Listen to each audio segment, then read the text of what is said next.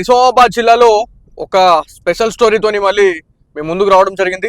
So వాహనదారులు ఎంత ఇబ్బంది పడతా ఉన్నారు, ఏవైతే ఈ రహదారులలో ఎన్ని రకాలైనటువంటి గుంతలు ఉన్నాయి, దాంతో పాటు వాహనదారులు చాలా మంది బాధపడతా ఉన్నారు, భయపడతా ఉన్నారు. మెయిన్ గా 2 వీలర్ వెహికల్స్ ఏవైతే ఉన్నాయో, మనకి బైక్స్ ఏవైతే ఉన్నాయో, ఆ బైకర్స్ అయితే చాలా మంది ఈ గుంతలలో పడి వాళ్ళు ఆ కాళ్ళు చేతులు ఇరగొట్టుకుంటున్నారు అని చెప్పేసి కూడా మనం మాట్లాడినాం. సో ఇది నిజామాబాద్ నుంచి బోధన్కి వెళ్ళే ప్రధాన రహదారి ఇది. సో ప్రధాన రహదారిలో ఏ రకంగా ఉన్నాయి రోడ్లు అనే దాని గురించి మనం మాట్లాడుకుంటే ఇక్కడ మనకు ఫస్ట్ మనకు కనిపిస్తుంది. ఇది నియర్ బై సారంగపూర్ దాటిన తర్వాత ఒక 1 కిలోమీటర్ వచ్చిన తర్వాత ఇది ప్రధాన రహదారిలోనే మీకు ఇక్కడ ఒక గుంత కనిపిస్తా ఉంటది. దీనికి నిన్నటి వరకు కూడా రహదారిలో ఏం లేకుండా ఓన్లీ ఒక చిన్న కర్ర సహాయం చేసేసి దానికి రెడ్ ఫ్లాగ్ అనేది పెట్టారు, ఇక్కడ గుంత ఉంది అని చెప్పి తెలియడానికి. సో ఇక్కడ ఏర్పాటు చేయడం అనేది, ఈ బ్యారికేడ్ పెట్టడం అనేది కొంత మనకి అంటే యాక్సిడెంట్ కాకుండా అయితే కొంచెం ఇదైతే చేస్తుంది అని చెప్పి చెప్పుకోవాలా.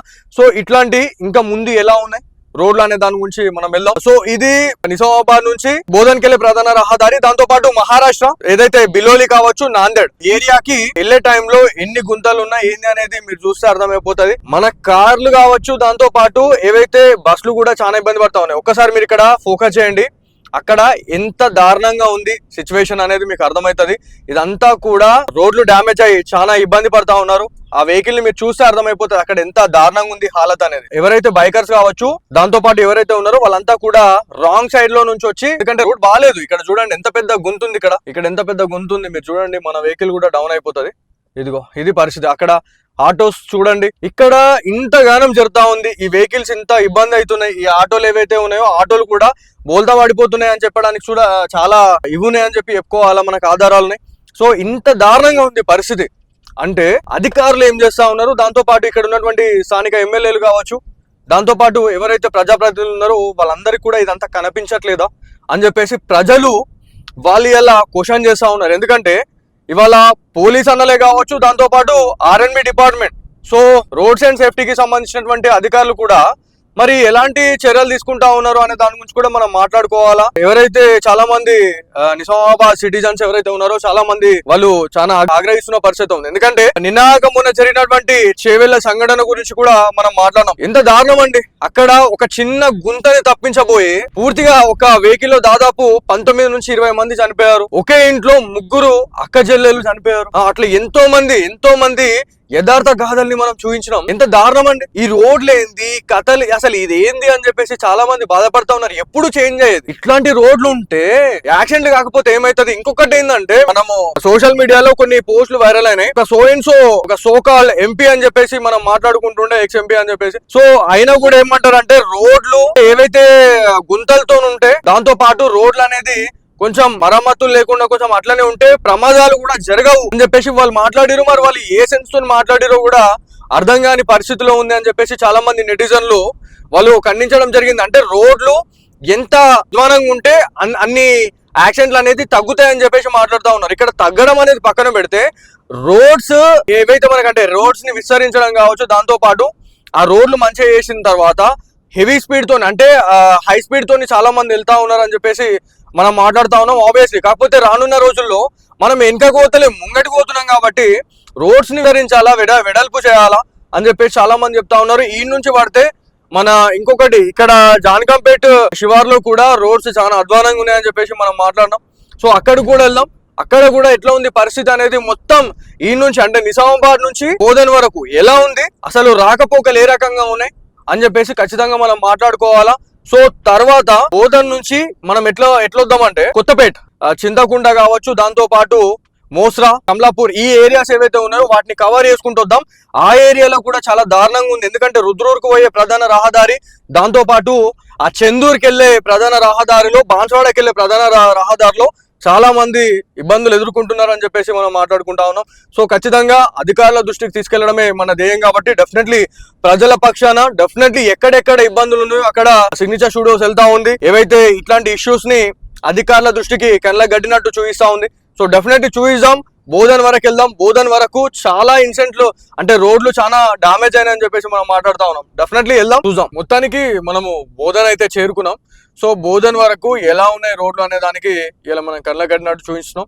సో దీంట్లో మరి అధికారులు ఏమైనా రెస్పాండ్ అవుతారా, ఆర్ఎండ్బి డిపార్ట్మెంట్ వాళ్ళు, దాంతోపాటు రోడ్స్ అండ్ సేఫ్టీ డిపార్ట్మెంట్ వాళ్ళు ఏమైనా దీనిపైన స్పందిస్తారా అనే దాని గురించి ఖచ్చితంగా అందరూ వెయిట్ చేస్తూ ఉన్నారు. ఎందుకంటే ఇక్కడ చాలా మంది వాహనదారులు సఫర్ అవుతా ఉన్నారు. ఎట్ ది సేమ్ టైం చాలా మంది యాక్సిడెంట్ల బారిన పడతా ఉన్నారు అని చెప్పడానికి చాలా ఉదాహరణలు ఉన్నాయి.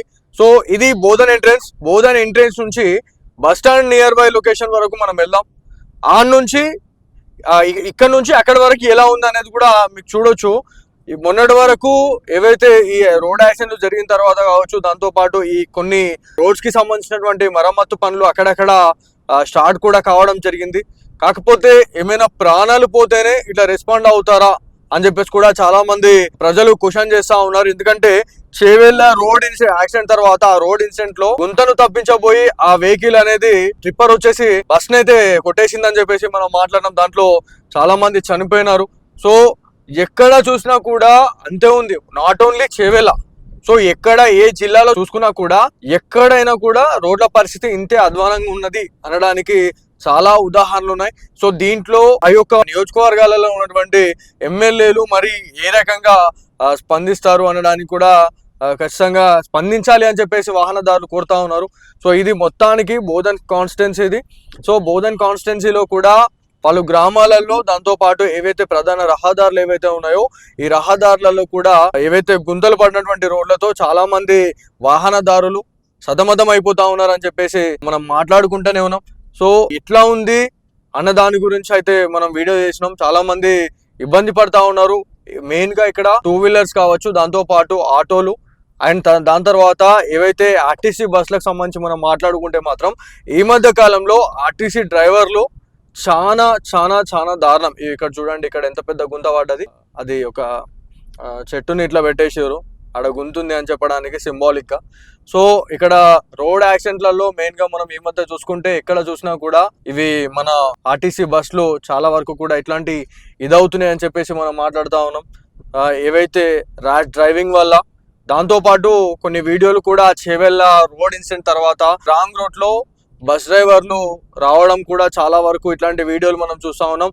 ఎట్ ది సేమ్ టైం ఇక్కడ ఆర్టీసీలో ఎవరైతే డ్రైవర్ అన్నలు చాలా క్రూషియల్ రోల్ ప్లే చేస్తారని చెప్పేసి మనం మాట్లాడుతూ ఉంటాం. సో ఒక వీడియో కూడా వైరల్ అయింది.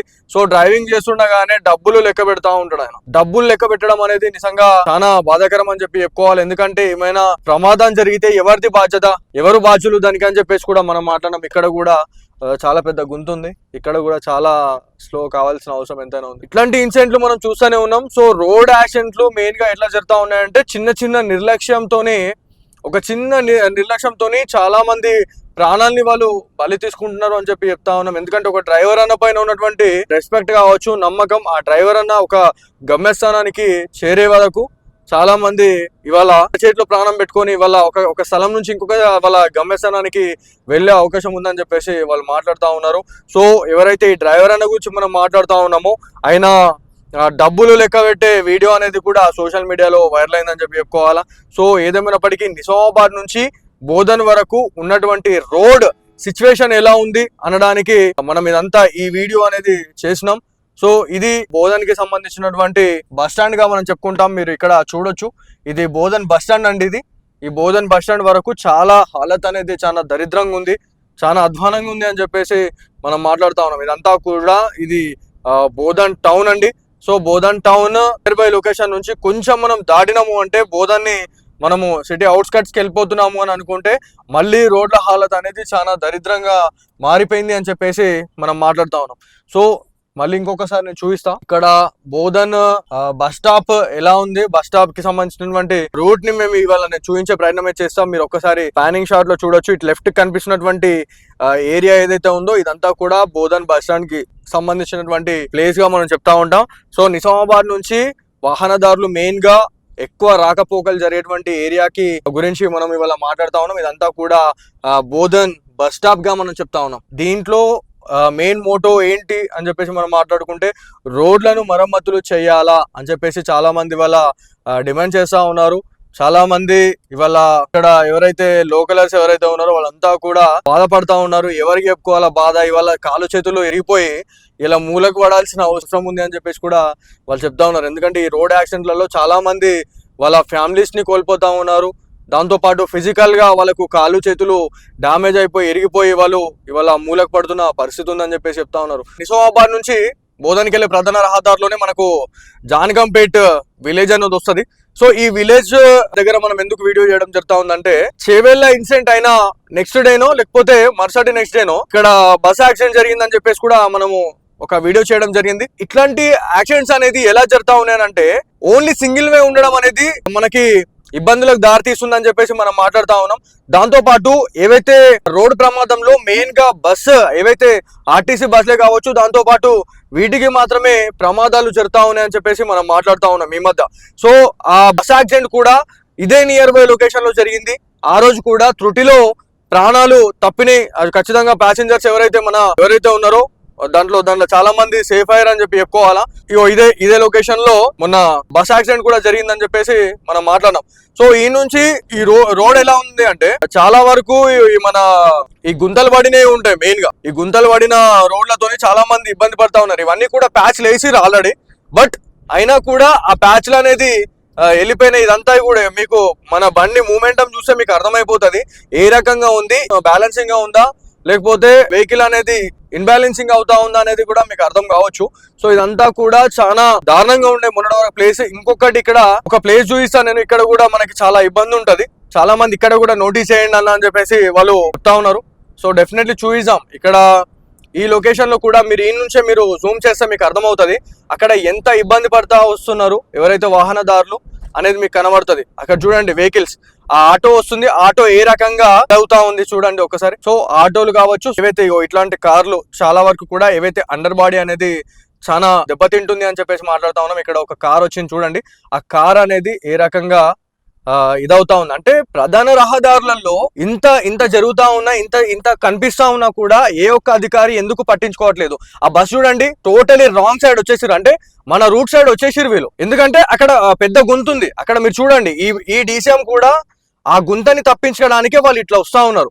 ఒకవేళ అతివేగంతో ఒకవేళ వెహికల్స్ ఏమన్నా వస్తే మన వెహికల్స్ తోనే పాటు మన రోడ్ పైన ఉన్నటువంటి వెహికల్స్ అన్నిటికీ కూడా యాక్సిడెంట్ అయ్యే అవకాశం ఉంటుంది. ఇదే ప్లేస్ లో ఇక్కడ చాలా పెద్ద గుంత ఉంది. సో ఈ గుంతల్ని తప్పించడానికే ఎవరైతే హెవీ వెహికల్స్ ఏవైతే ఉన్నాయో వాటి వల్లనే ఈ యాక్సిడెంట్లు అయితే జరుగుతా ఉన్నాయని చెప్పేసి మనం మాట్లాడుతా ఉన్నాం. నెక్స్ట్ మనము వెళ్ళాల్సినటువంటి ఏరియా ఎడ్పల్లి. ఈ నుంచి మనం వెళ్ళే టైంలో ఎంఎస్సి ఫారం కావచ్చు, దాంతో పాటు ఎడ్పల్లి అనేది మనకి దీంట్లో టైఅప్ అవుతూ వస్తుంది. సో ఇవన్నీ దాటితేనే బోధన్ అనే ఏరియాకి మనం వెళ్ళే అవకాశం ఉంటుంది. సో వెళ్దాం, అక్కడ కూడా సిచ్యువేషన్ ఏంది అనేది చూద్దాం.